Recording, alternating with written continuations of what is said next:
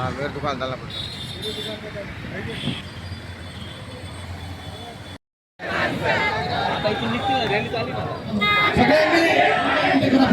सगळ्यांनी आणखी 4-5 पुष्कळ द्यायचे तिकडे सगळी टीम मी हल्ला बोल बनणार आहे जोर से अरे इधर से बोल अरे उधर से बोल अरे पीछे से बोल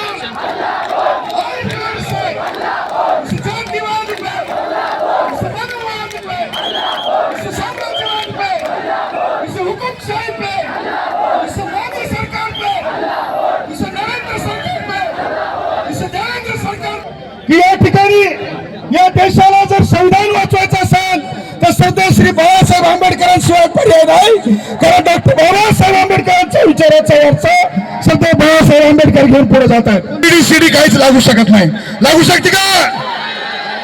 ज्याला ईडीची सीडीची भीती आहे ते लोक आंदोलनात येऊ शकत नाहीत हे आंदोलन हे फक्त सर्वसामान्य जनतेचं आहे आणि म्हणून जनतेच्या आंदोलनातल्या सगळ्या तरुणांना मला सांगायचंय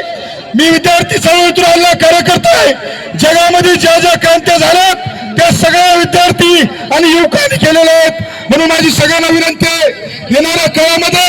नांदेडमध्ये ही चापलुसी चालू देणार नाही या केंद्र करू नका तुम्हाला सत्ता दिली म्हणजे काय तुमच्या 5 वर्षात तुम्ही असाल 5 वर्ष दुसरा कोणी येईल तुमच्या बापाची जागीरावर चालतो डॉक्टर बाबासाहेब आंबेडकरांच्या विचारावर चालतो तुमच्या बापाची जागीर नाही बाबासाहेब आंबेडकरांनी ज्या ताकदीने हे आंदोलन उभं केलंय आपल्याला सगळ्यांना त्यांच्या पाठीमागे ताकद उभी करायची आहे मी आपल्या महाराष्ट्रात एक आपला मराठी मुलगा अभिजित दिपके या देशाचं नेतृत्व करतोय जोरदार त्याच्या नावानं घोषणा द्या अभिजित दिपके आगे बढ़ो हम तुम्हारे साथ हैं श्री बाळासाहेब आंबेडकर आगे बढ़ो हम तुम्हारे साथ हैं सुजात दानव आगे बढ़ो हम तुम्हारे साथ बांधवांनो सगळ्यांनी आपल्या या ठिकाणी त्यानंतर दशरथ